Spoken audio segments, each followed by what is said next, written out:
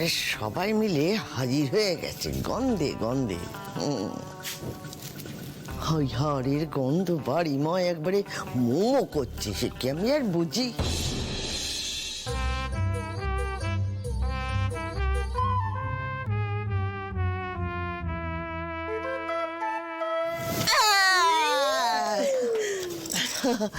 বাবা, হাত বাড়াতেই একেবারে রাগো বোয়াল একসঙ্গে ধরা পড়েছে।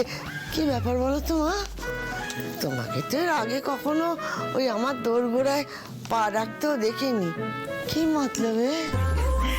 কি যে বলেন মাসিমা, আমি তো সবসময় আসতে চাই, কিন্তু এত কাজের চাপ আমি না সময়ই পাই না।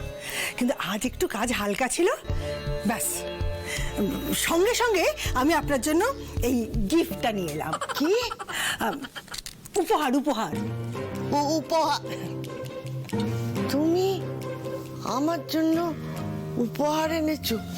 তুমি এতে এত অবাক হচ্ছেন কেন মাসিমা? ওরে আনন্দি রে, তুই কোথায় গেলি রে? দেখে যা রে, দাদু ভাই তোকে উপহার দিয়েছে। এইবার এই নন্দিনী আমার জন্য কি যে উপহার এনেছে তা ভগবানই জানে। ও মাসিমা, ওভাবে চুপ করে কি ভাবছেন? আমি না মেডিনেস্টের অনেক বয়স্ক পেশেন্টের সাথে কথা বলে তবে কিন্তু এই গিফটটা প্ল্যান করেছি। তাই বুঝি? কি কি এনেছে দেখা?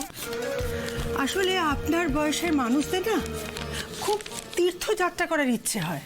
আমি তো অনিরুদ্ধের কাছে শুনেছি আপনারও নাকি এরকম ইচ্ছে ছিল, কিন্তু আপনার না যাওয়া হয়নি। কিন্তু আমি তো আছি, কোনো চিন্তা নেই, কোনো ইচ্ছে অপূর্ণ আমি রাখতে দেব না। তাই দেখুন, আমি একেবারে আপনার জন্য টিকিট কেটে এনেছি। তুমি একেবারে আমার টিকিট কেটে এনেছো? বাবা, এই তো সুবিধে লাগছে না। কিছু একটা ফোন দিতে তুমি এটাই এসেছো মা। মাসিমা, ডেটটা দেখেছেন? বলছি কি মা, ওসব দেখে বাপু আমার কোনো কাজ নেই জানো তো।